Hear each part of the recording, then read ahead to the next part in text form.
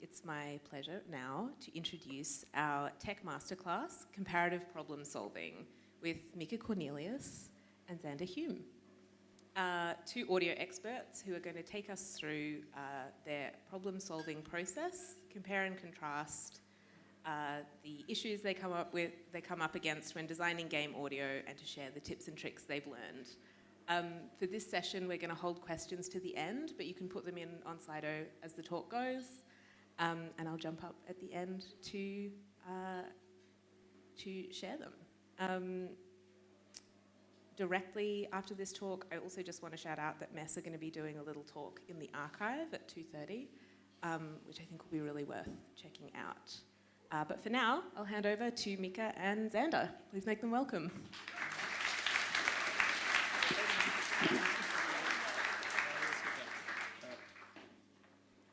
Hello and welcome. Sorry, we had a track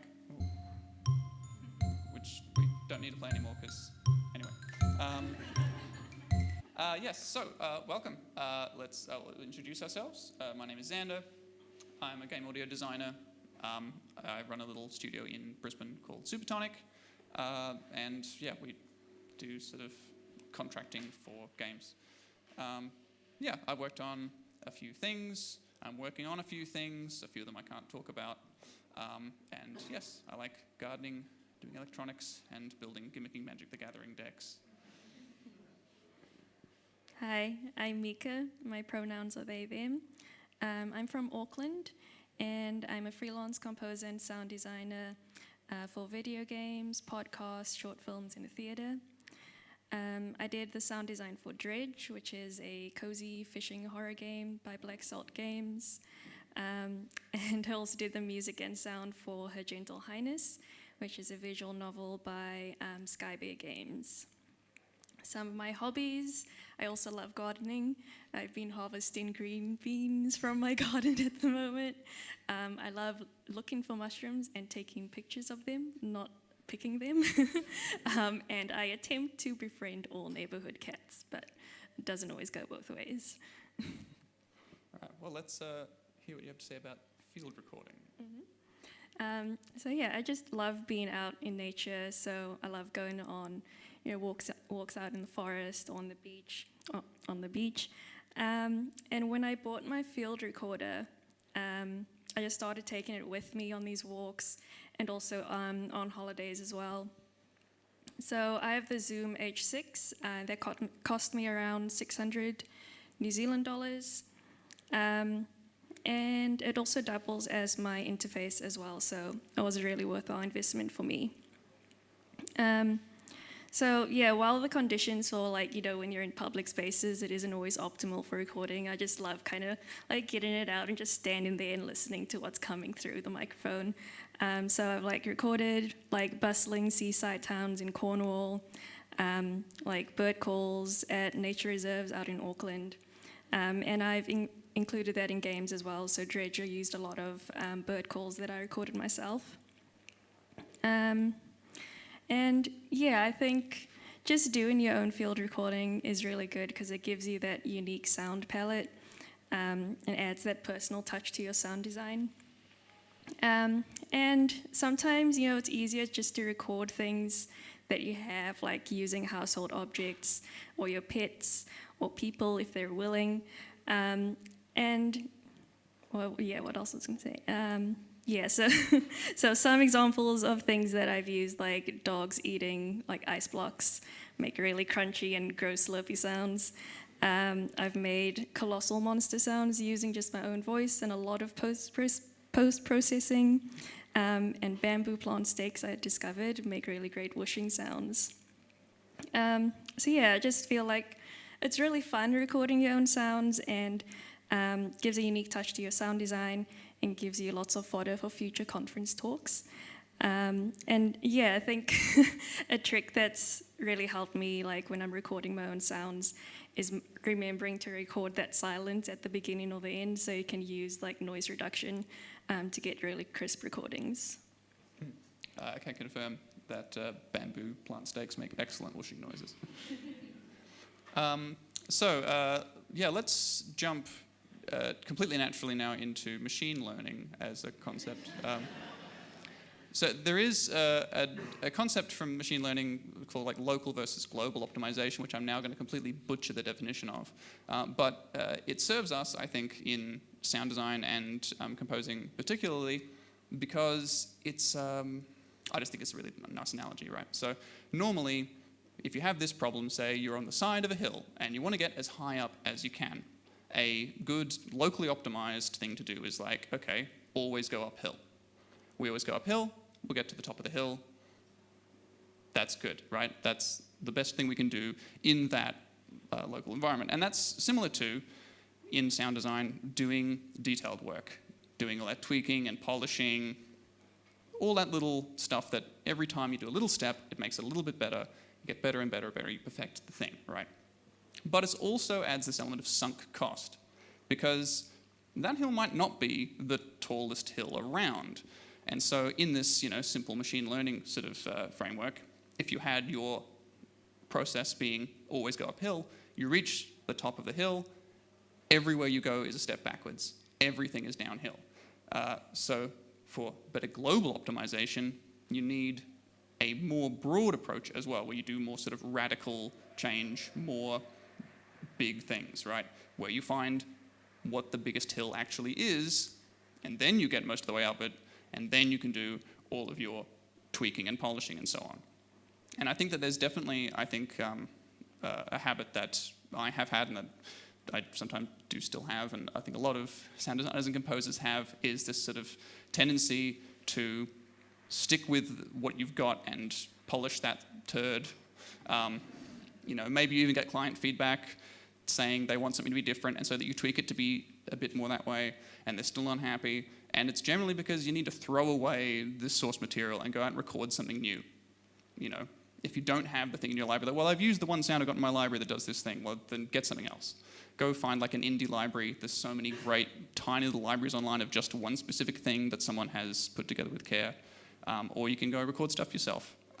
But I think it's always worth remembering that throwing away your source material and getting new source material is going to get you so much closer to where you want to be than just tweaking and tweaking. Following on from that, another thing I wanted to talk about is one of my processes for when I feel really stuck, particularly in sound design, and that is to find something that is similar to what I want to achieve and then really pull it apart to see if I can reverse engineer it. So I'll give you an example of this. So when I was working on Windbound, we had these little rabbit-like creatures called a blink, and I was having a little bit of trouble nailing the sound for this, right? And so what I did was I listened to some sort of reference material. Here is something, if anyone can identify this creature.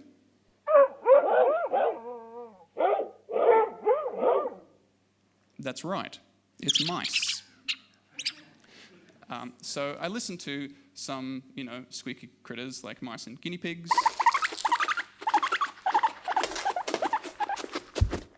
And then I slowed these things down to analyze what that sounds like.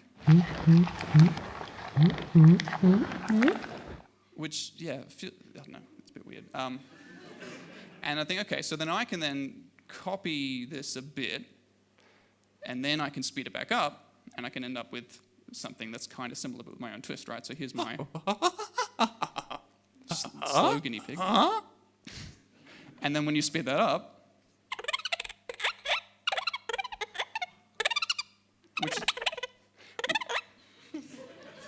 which is more or less how the blink sound was done. Again, on the other end of the scale, the pond womper, it had this burp attack. It would burp poisonous gas at you, and this was by far the hardest sound I had to design for the whole game. I really, really struggled with it. And one of the problems is, anyone with misophonia, please just block your ears until this slide changes, because it's going to be real gross. Normally you take a burp, and normally, first port of call in sound design, we want to make something be big, we slow it down, right? But the trouble is, some sounds don't pitch well when you slow them, for reasons I'll get into, I suppose. But here is that burp slowed right down.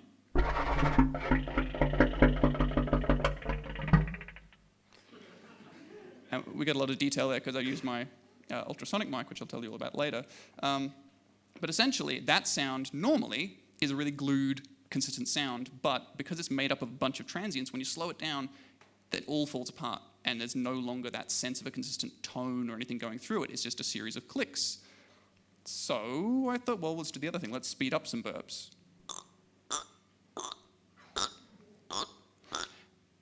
And then we'll try to, sort of imitate that sound.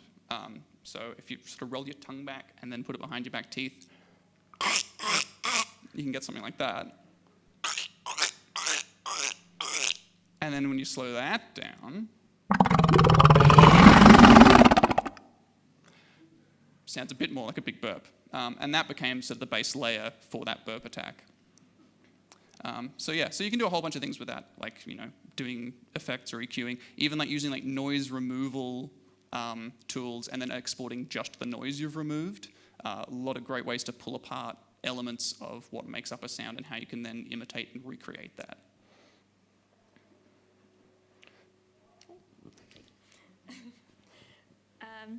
Just, I guess, talking a bit more about our philosophy of sound design and our approaches to it. I think it's like really important just to have curiosity for the everyday sounds in your life. It's like easy to get caught up and just listen with headphones, commute, and get to your next destination. But like as a mindfulness exercise as well, I just like take the time to listen to my surroundings and try and like really analyze the sound that I'm hearing. So like if I'm just sitting, just trying to figure out where the sound is coming from and where the reverb's bouncing off from. Just doing exercises like that. Like doing that kind of real world listening is really good for recreating like realistic ambience, which is what we try to imitate in video games. I'm just finding my spot. Once you understand that, you can then subvert those expectations of realism to make things sound unnatural or disturbing. So resetting your approach I think is another important point.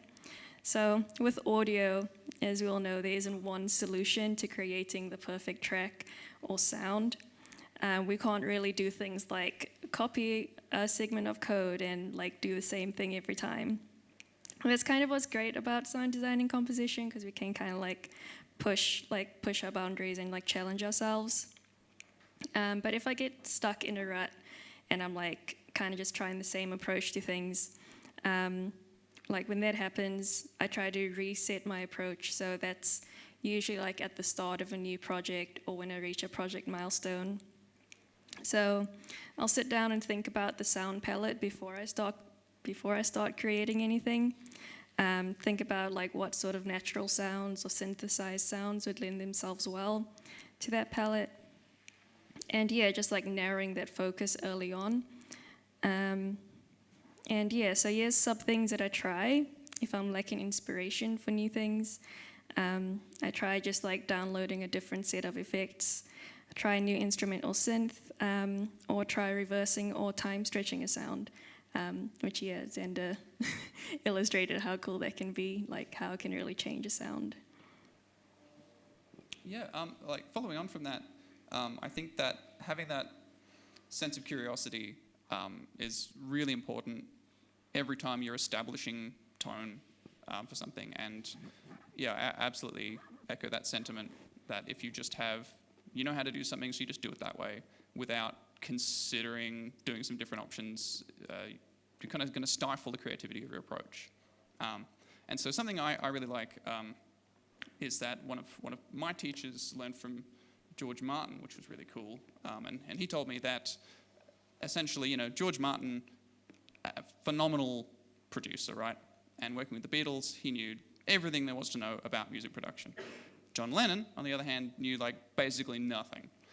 And because of this, John Lennon would ask for stuff that was impossible, even though he didn't know it was impossible because he didn't know anything. And George Martin would then have to deliver the impossible, which he may not have thought about doing if he, because he'd just think, we can't do that, so he didn't consider it an option. And this led to so many amazing innovations. I was going to like play some examples, but like this is being recorded and you can't just play the Beatles whenever you want. So I made a little track just to sort of demonstrate some of these bits. But very quickly, in the song When I'm 64, Paul McCartney wanted to sound younger than he was because he wrote the song when he was like 16. So what George Martin did was they recorded all the instrumentals and then they played back the tape of that slightly slowly, so it was pitched down very slightly. Paul McCartney sang along to the slightly pitched down thing, and then the whole thing was sped back up to normal speed, and it raised all the performance in his voice and made him sound younger. But he also did these other innovations with taking inspiration from musique concrète and like slowing things down, speeding them up, playing them backwards, and like multi-tracking and stuff, which was really new at the time. Yeah, amazing stuff. Anyway, here are some examples of those bits. Hello, this is my normal voice, recorded at a normal speed. Sounds like a 32-year-old voice. Hello, this is my altered voice, recorded at a slower speed. It sounds like a somewhat younger voice. And here's my voice with ADT, and here's a bit with backwards keys, and here's the drums played at half speed, and multi-track voice harmony.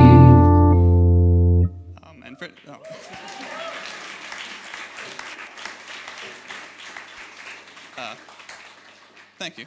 Yeah, and for anyone who doesn't know what ADT is, that was another technique that Martin pioneered with using a super short tape echo delay of about 20 or so milliseconds to create this sense of double tracking the voice as if you recorded the same part twice, but you can just do that with a super quick tape delay, and then the natural wow and flutter and stuff creates a chorusing effect. Anyway, amazing stuff that it would never have probably done if not for John Lennon's ignorance. I also wanted to cover here a bit about learning and my approach to that, which I think is a very ADHD approach, which is that I learn only what I have to. So, for example, I really wanted to make my own ultrasonic microphone, but the thing that came between me and that was not knowing anything about microphone design or anything. So I can bridge that gap, though, with just a few very specific pieces of knowledge. So here's what I wanted to do. I wanted to make something similar to the Sanken CO100K with a studio quality microphone, flat frequency response up to 100 kilohertz.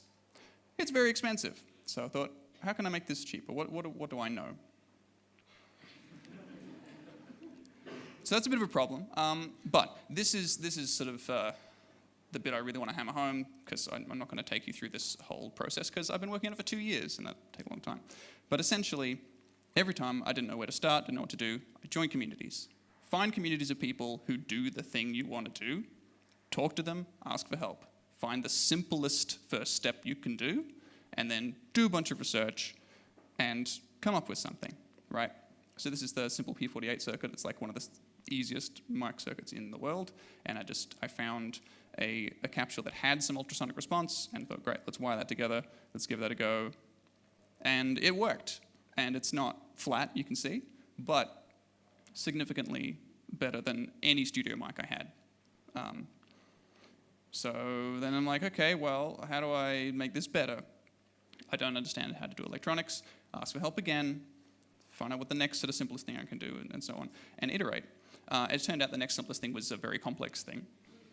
But everything I could break down into steps. So like every point in doing this design, this is my first circuit, was really like encountering a roadblock, asking for help, finding a solution to the very specific part of this little bit of the problem, moving on to the next thing that stopped me from actually getting anywhere.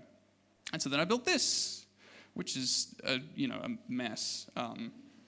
But it was an improvement. And so I thought, okay, next thing, this needs to be better. It could be smaller. So I need to learn how to do PCB design. And then I need to learn to, wire that up and, get parts and have all that sort of put together by machines and things. And then this is better. I'd get a body from Aldi. That's a cheap Aldi mic, and replace that with my electronics.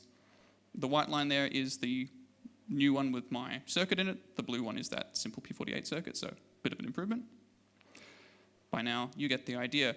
I keep iterating, I keep doing new things, surveying people, researching, and then this is where I'm at now, which is, you can see, much more sensitive. On the right here, you'll see the frequency response. There is signal all the way up to 100K there, whereas in the original one, it sort of peters out.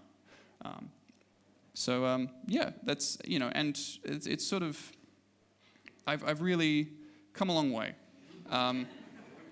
But it really is an approach that I use in so many areas of my work in general, is that, like, if I don't know how to do a thing, I don't need to learn all about that whole field in order to actually become some kind of expert and then be good at doing that thing.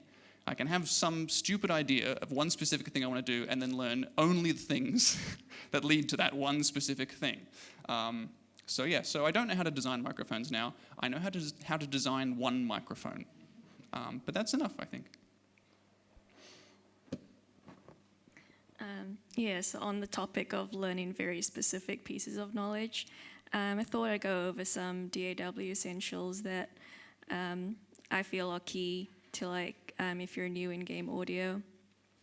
I think just being able to to be able to loop your music and sound effects is a really important skill, and I still see a lot of games that don't quite get that right. So, when I started out, my loops were terrible. You could, like, clearly hear the pops and clicks, and, like, the structure was just, like, not working either. So I learned to loop music and sound by reading a blog that was really helpful, and sadly I couldn't find it to share with you all today, but I will share my own take on that, and hopefully there's some things you can take away. So firstly, I'd recommend exporting your loop as an OGG file or WAV file, not MP3. So Zander's going to explain the technical bit, but the way that I understand it is MP3 will sometimes add a little bit of silence to the end of your track, which can, like, make your loops not seamless. MP3s, the way that their sort of compression algorithm works is that it deals with sound in groups of 1,152 samples, and so if you have a sound file that is not an exact multiple of that, then it's going to add on however much silence it needs at the end to make that final part be in one of those packet sizes. So then you end up with tiny little bits of silence, and we'll demonstrate here how important 1 millisecond of silence is, how it's really a noticeable thing, even though you'd think that that's too fast to hear.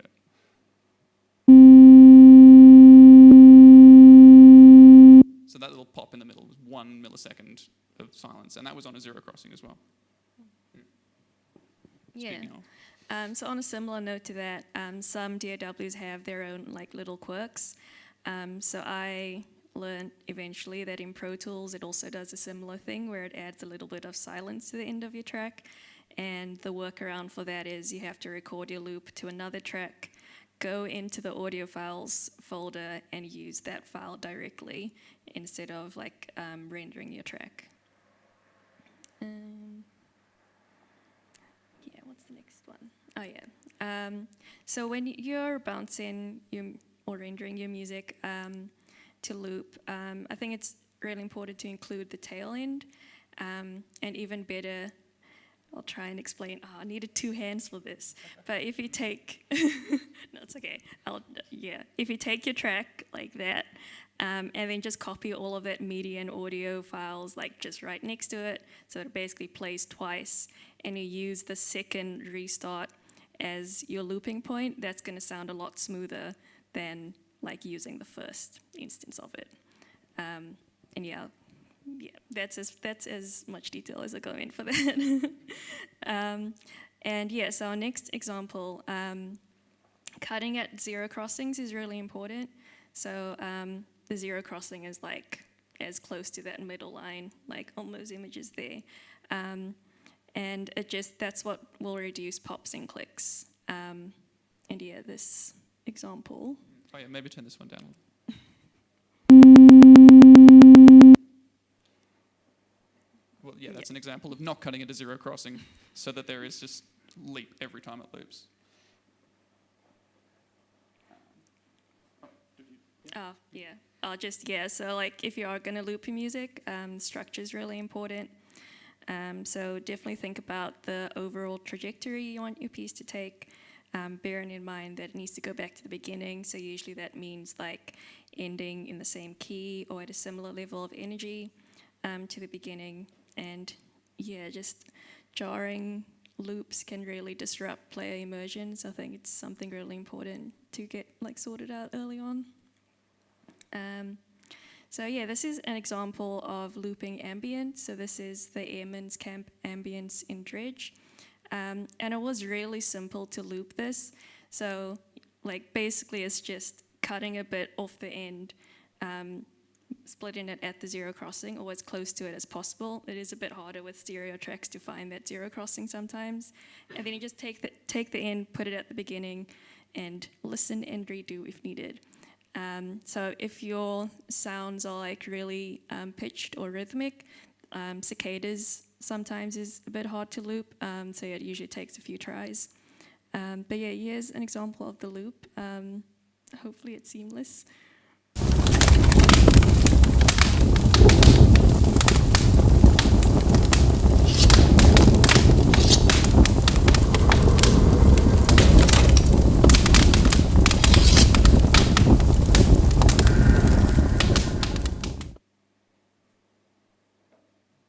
Cool. And then, yeah, the next thing that I think is important to learn about and master is compression and EQ. And I definitely haven't like gotten to a point where I've mastered compression. Like I'm always relearning like new things about using compression. But overall, like it will drastically improve your sounds. So like with mixing, compression and EQ can definitely help your sound break through if you're like carving out a space for your sounds. And when there's several layers of ambience in your game, like with Dredge, we had constant water sounds, which made it really difficult to hear the sounds of monsters swimming because it was just more water. So what we did was like really compress those swimming layers so that they just kind of sat a little bit higher than the base water sounds.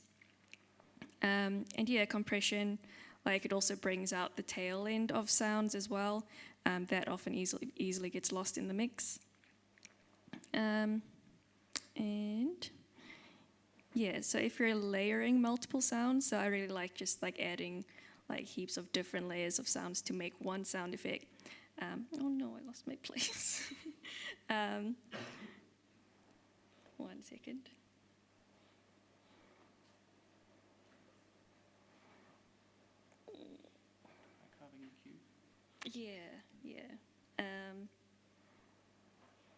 Yeah, so EQ and compression can really help to like accentuate different aspects of that sound's individual layers. So for example, if you have a layer that's mainly bassy frequencies, like you really want that layer to be the only one with bass frequencies so that it actually stands out. And yeah, overall I found that like lots of low end can make a mix really muddy. So like trying to cut as much of that out without impacting the sound. And usually you can like cut off quite a fair bit. That just really helps with clarity. Oh, did you want to talk about sidechain compression? Oh, yeah, sure. Similarly, like whenever you can't or don't want to carve out too much of the space in your sound spectrum to make room for different sounds, you can have that happen, on a sort of real-time basis with sidechain compression, so that a certain sound comes in and that can squash down, it can, trigger a compressor on other sounds so that it really pokes through the mix and is heard sort of above everything else, which is very handy when you've got this problem of like, everything needing to be louder than everything else. And it's a really good solution there. So we thought we'd talk a little bit about middleware and game engines. Like mine, I'm still like in my beginning stages of learning it, so this is just really basic tips. But yeah, I found ChatGPT is really useful when working with Unity. It doesn't always have all the answers, so this video is my conversation with ChatGPT, trying to fix up a footstep script because the tutorial and the camera and the assets were all outdated. So I had to like mix together different scripts and things. And it didn't quite get it right. It was kind of, disappointing. But it did get very far. Like, I managed to solve all errors except one. So, yeah, that's what I found it really useful for. Secondly, I think it's really, like, if you get to know some audio people or game devs, it's really helpful to get advice. Because, they all know the frustration that comes with learning like middleware and using game engines. And like just on that topic of frustration, like just breathe. I find it so frustrating because things take forever to load. Things will break for no good reason. Like the tiniest error means you can't run your game, and it can be kind of unintuitive sometimes. Usually like when that happens, I just step back, like have a cup of tea, like cry a little maybe, and then come back, like restart my engine and like hope it works. But if it doesn't, just ask for help or like, check in with ChatGPT. You could have a little cry as a treat. In practice, I found that most of the indie game devs I've worked with haven't actually opted to use Fmod. But, I think if you're in a place where you have the time to do that, like I'd really recommend pushing to use Fmod or Wise, because it just gives you so much more control over the implementation of your audio, rather than just like sending through set files and hoping it will sound okay on the other side. I've just like, if you're looking at working at a studio one day, like having a project where you've used Fmod or Wise is really good to add to your CV. This is an example of not using middleware where maybe it would have been easier to use it. So it's a track in Pro Tools for a game called Starwards. And we had this idea of doing looped layered music, so that in each chapter, as you move to the next level, you'd hear another layer of music. And it's like sounds really simple, but it ended up being really complicated, like just trying to explain to the dev how to do that. And this ended up being like the clearest way of explaining the levels that I wanted for each instance, for like each level. You can just have a listen to a little bit of it.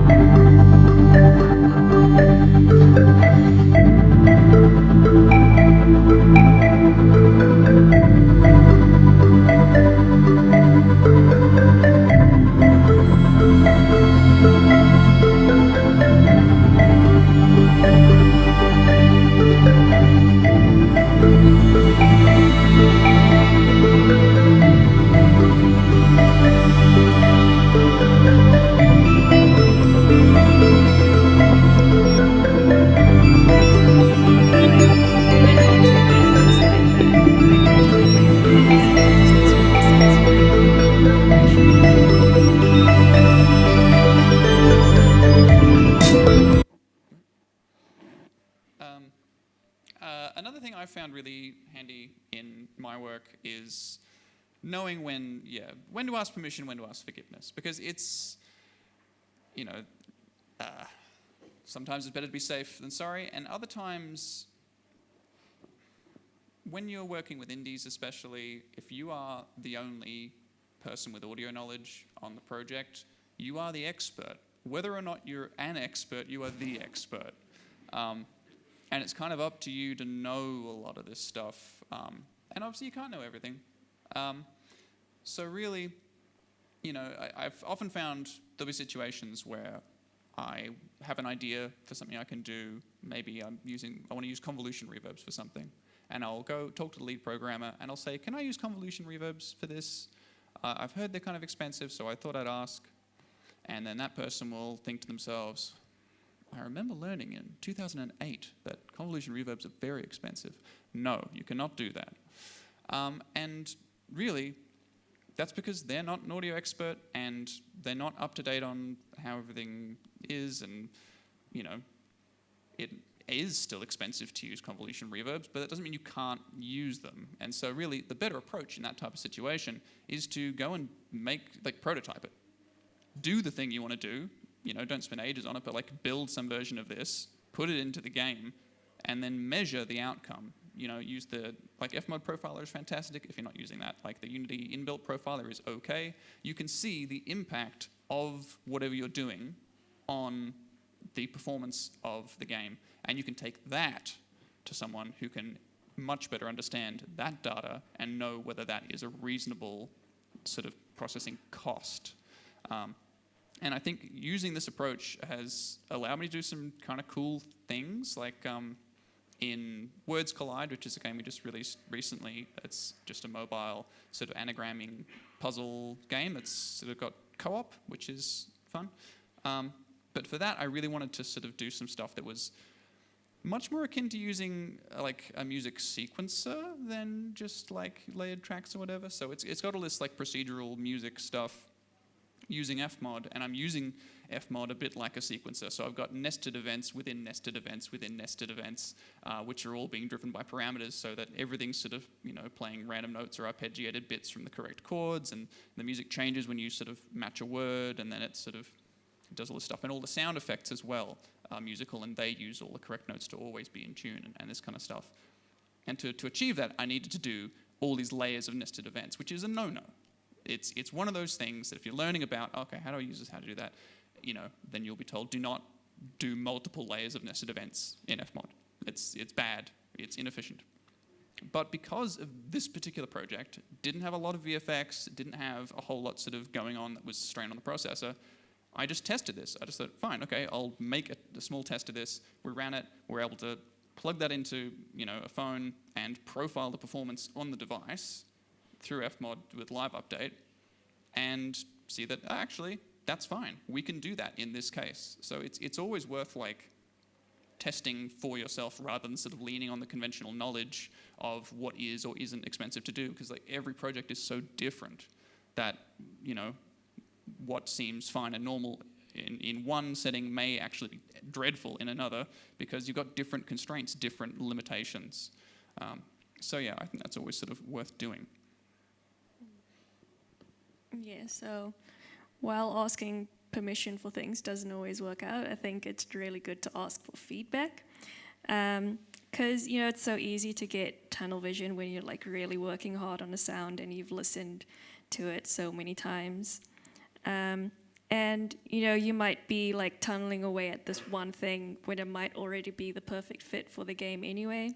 So usually what I try and do is send something out as a first pass, and if they're happy with it, which they usually are, it's just a matter of tidying that up and you can move on to the next thing. So yeah, feedback, good. I think as a complement to that, there is one weird trick which doctors don't want you to know. No, dermatologists hate him. No, it's a weird thing because it feels a bit like black magic, I think. And basically, when I've been working on something and I'm really bogged down and I've been tweaking it for ages and ages, and I'm not sure if maybe I need to throw everything out and start again to find a different hill as a callback. I find, I've got a small group of people who I trust for honest feedback that I can play my work in progress to, because I don't really like playing it to lots of people. But the important thing is, I think, to treat it similar to playtesting a game, in that you get them to come in the room with you and you play them the sound or the music track or whatever it is, and immediately you will have this sensation of hearing it as if for the first time. suddenly you'll have all these things you want to say, caveats, things like, oh yeah, ignore that thing, or don't worry about this, and you need to shut up and let them listen to it and sit with that uncomfortableness, because it brings out so many elements which you've sort of become blind to in like the mush of working on this thing over and over again. You know, especially like a looping piece of music, or a piece of music you've heard so many times. When you suddenly play it to someone else, it feels like it takes longer. It feels like it's so much more like listening to it for the first time. And you don't even need to hear their feedback. It doesn't matter what they say. No, that's also very useful. But it is amazing how much you can get out of just having them there, listening to it, without even interacting with them. It is wild, and I very much recommend doing it. So yeah, in this last section, we just wanted to focus on ways we can critically think about our own work. So firstly, is there anything in your music or your sound design that you can take out? And as this French writer once said, in anything at all, perfection is finally attained not when there is no longer anything to add, but when there is no longer anything to take away. And I think that's a really great approach, thinking about game audio. You know, are the sounds serving a specific purpose? And if not, are they detracting from like the sounds that are actually important to hear? So here's an example of my workflow. So what I usually do is like think divergently and just explore like heaps of different options and then narrow that down towards the final result. So this was a sound for a healing spell, and when I was like looking for source sounds, I found these fizzling noises that helped me map out the trajectory of the sound. And it was like a good start, but it definitely needed a lot more sparkle, and it needed a stronger attack when you actually triggered it. So I added some layers of glockenspiel and sped up a bell chime run. That's what it sounded like. It is mono, which is why it sounds weird. So I think that was sounding good, but like you'd probably lose a lot of that hiss in the overall mix anyway. So I took out those initial structural layers, and that left me with something bright that would like definitely stick out in the mix.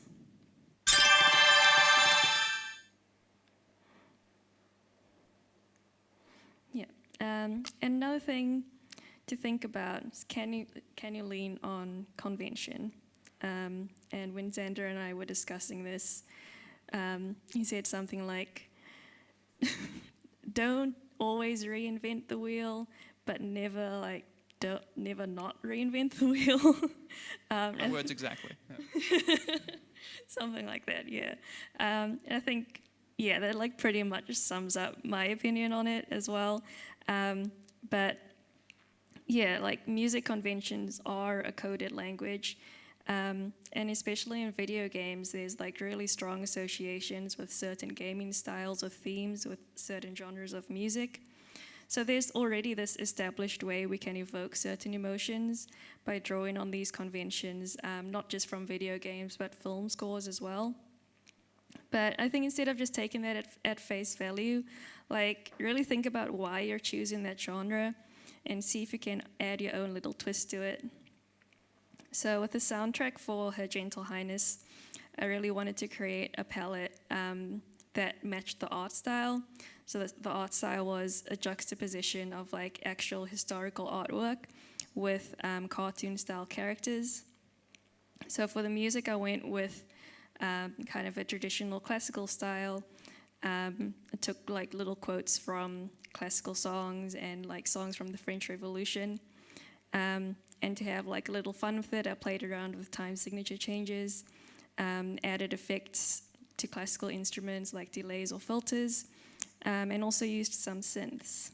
So the end result was actually really subtle, so I could have probably gone more extreme in hindsight, but just kind of, you know, having that as part of my process, like I'm not just doing this generic thing, I'm putting my own twist to it. Like that was just a really fun process. So yeah, it's just some examples from that soundtrack.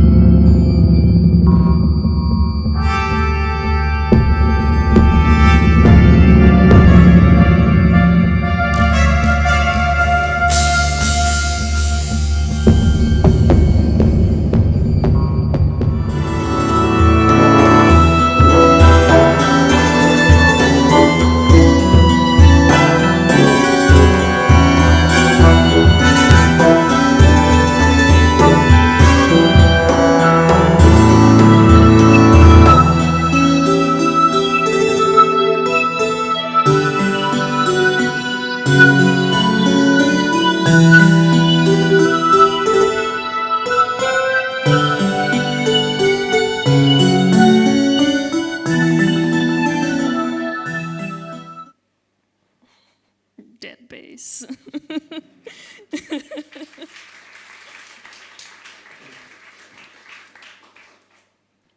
So I think to recap our sort of philosophies on problem solving in game audio, recording really adds value to your library. So it's very much worth doing for lots of reasons. Don't try to polish a turd. Pull apart and reverse engineer your sounds. Keep open ears and listen with curiosity. Don't be limited by what you know is impossible. Focus your learning. Develop core game audio skills. Test your assumptions. Seek other perspectives. And sometimes less is more, and think before you reinvent the wheel, and then maybe reinvent it anyway. So thanks. We'll have some questions now, I think.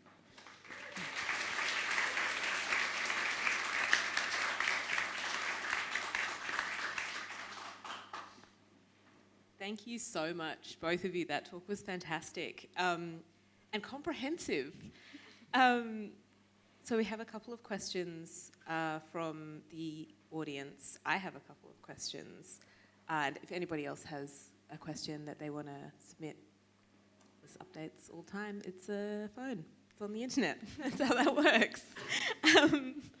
But the first is from Sol, who asks, what are some of the most unique things you've recorded out in the field? Maybe something that may have required a different approach to being recorded.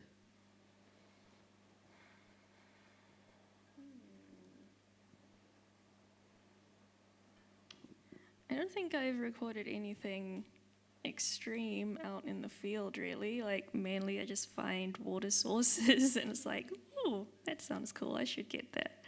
And yeah, there's lots of bird life. Yeah, can't think of anything off the top of my head. After the talk, I'm going to be like, dang it. Is there a recorded sound that you've implemented in Dredge that might surprise people? I think like dogs eating ice blocks. It's like a horrible gobbling sound. It's a kind of cute version of that. I mean, yeah, so there's lots of recordings that I took at Zealandia and Tiritimatangi, which are nature reserves in Auckland and Wellington. So you'll hear a lot of native New Zealand birds. A lot of those sounds we recorded ourselves. There are some kookaburra in there which have been mistaken for monkeys. They're not monkeys.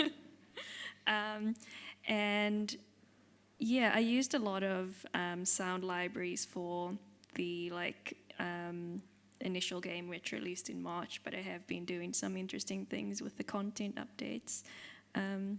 Yeah. Zion asks, what role does semiotics play in sound design for both of you?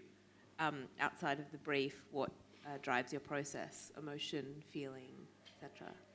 I think that's a really interesting question. I find particularly developers often, I feel, don't understand that like a sound is not just a sound. Like there's more than one way to make any sound. And that I think, yeah, for me, probably the biggest, most important thing to know about a sound is what it should make the player feel like. And what is the emotional impact of this sound going to be? And I think that can, describing it then in emotional language rather than, the developer trying to describe what the actual sound should sound like, I find is way more useful and sort of, adds to that ability to interpret something and make something that maybe is not, the first thing that comes to mind. Because even something like a footstep, like depending on the genre, depending on the game, can be so wildly different because of what it's trying to do and how it's trying to make you feel. For me, I'd say with composition and sound design, I usually sit down with the game devs and artists, and we just write down like descriptive words. And I also like to get their influences as well. So for Dredge, it was Darkest Dungeon and Lovecraft horror in general. And I was already really familiar with that, so I kind of knew the vibe that we wanted to get through. That's all I'll say on that. I I'm really interested in diving into Dredge a little bit more because sound is obviously such a specific part of like horror as a genre overall.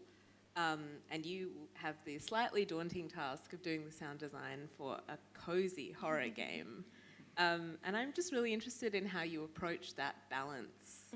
And were there particular moments, or like eureka moments, I suppose, where you're like, oh, this is how I figured out how to get that balance right?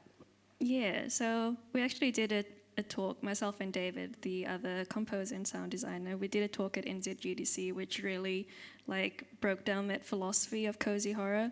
But ultimately, we decided that for the cozy aspects, so that's during the day, you're going around talking to characters, fishing, that's when we'd have the really like naturalistic ambience, and the music as well plays during the day. At night, that's all like kind of taken away. There's no music at night, and there's these, what do they call it? Like panic layers.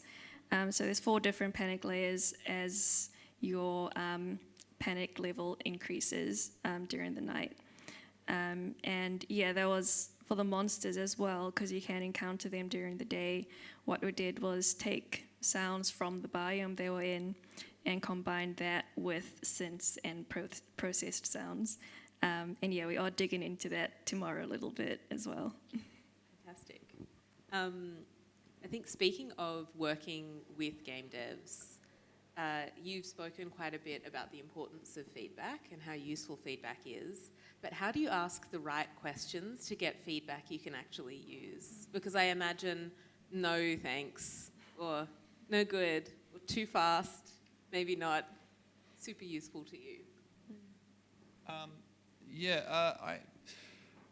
There's the communication is such a huge part of this job, and like, you know, I'm sure we've all got a sort of, you know, our like good clients and not so good clients we've had, and usually I find the only thing very consistently across the second list is all issues with communication.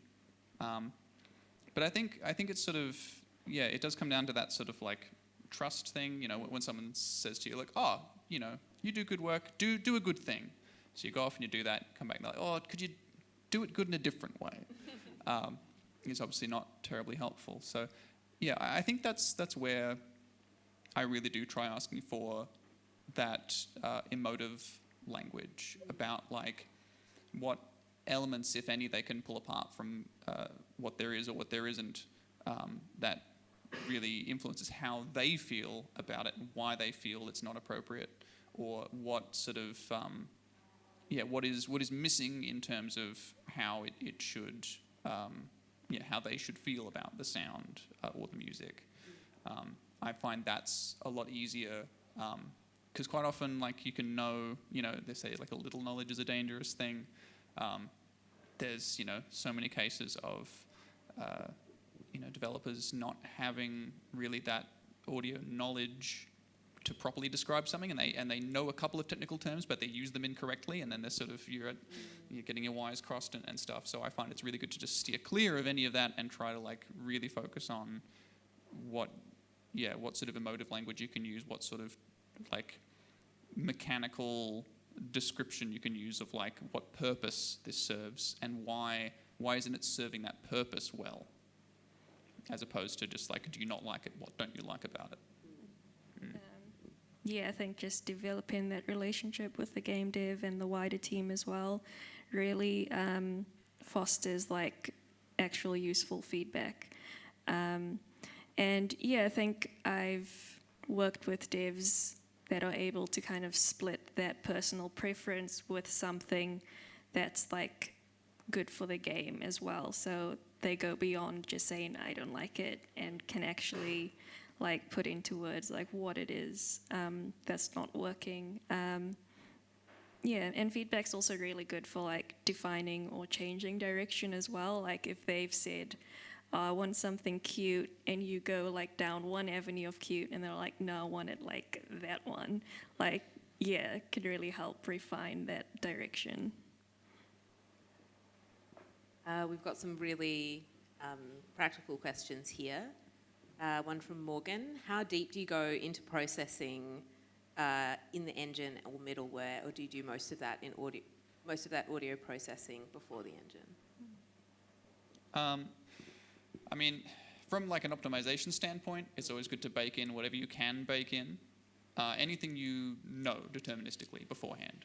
If I know this is always, like if there's a sound, it's only ever going to play in one environment, and you want to have like a nice reverb for that, you can bake that in rather than doing it in the engine if that's, you know, the setting you want that particular thing to be in. But anytime it's going to be dynamic, anytime you're like, this sound could be heard in a few different environments, then I need to strip out as much reverb as I can so that I'm doing that all live. And I think just similarly, like, as much as it's, like, workflow-wise, if you have the sort of, like, the bandwidth to do so, it's really handy to do a lot in your middleware so you can take those sounds and sort of repurpose them and change stuff around, and that sort of really improves things workflow-wise. But if you're trying to get, like, really tightly optimized outcomes because you've got a lot of constraints, like, technically, then I think it's good to just, really break apart what is every possible context in which this sound could be used. If I know what they all are and I can make it work for that, then I can just bake it in. Cool. Good job. This question's been upvoted a few times, so I'm going to ask it, but I'm going to preface it by saying it sounds like your favourite sound library is the entire world, where you can go and record things. But the question is, can you recommend affordable, good sound library options? I'm sick of freesound.org. Yeah, like if my sound libraries don't have that, I'm always looking at Freesound, and it's so bad.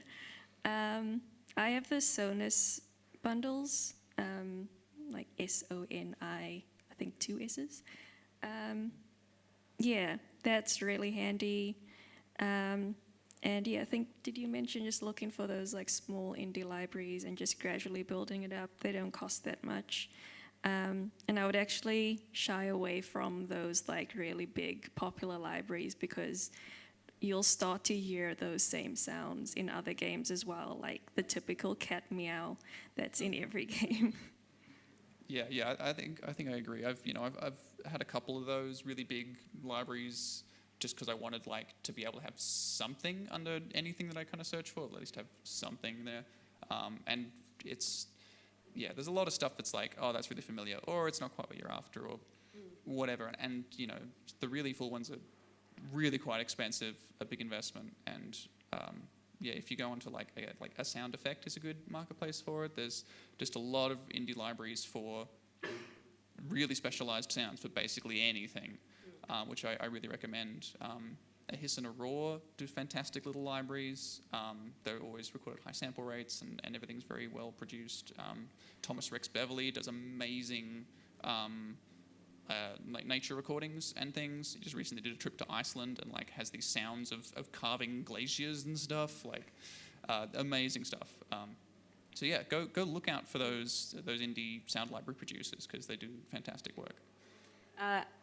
And I think our final question, speaking of specialized sound, I want to talk more about the ultrasonic microphone. And Pascal asks, what is the use case for an ultrasonic microphone, and how have you implemented it in your sound design? So I'm going to give a whole talk about the ultrasonic microphone on Monday at GCAP for anyone who's going to be there for that. But I find it's just immensely useful to record ultrasound. I find when I'm designing sounds, I'm almost always doing some time stretching. I'm usually taking some recordings of things and stretching them out. And if you're not recording ultrasonic frequencies, then those things become basically like low passed, because you're not capturing anything above 20 kilohertz. And then when you squash that down to half, you're not capturing anything above 10. Down to a quarter, nothing above 5. And that really starts becoming noticeable, and you have to do all of these tricks. So before I had an ultrasonic mic, I had to do all this stuff to like try and breathe life back into these sounds so they don't sound muffled and distant. And you can do that. It's a lot of work, but you can really do things that way. But I absolutely think that like for so many use cases, you can basically create a whole lot of sounds you'd think, I don't have the resources to record this big thing.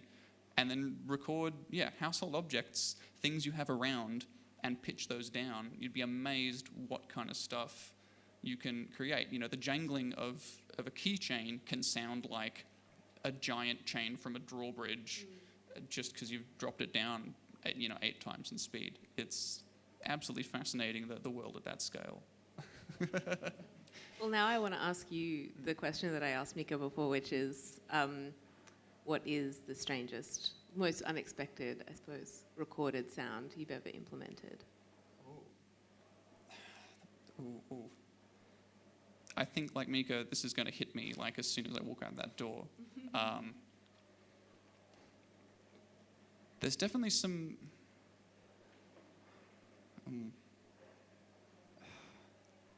I am drawing a blank. That's odd. That's okay. You did mention some good ones, so I shouldn't put you on the spot like that. Plus, you did just dissect a burp for us on stage, so you've really paid your dues, I think. Could we please give these two wonderful people a big hand?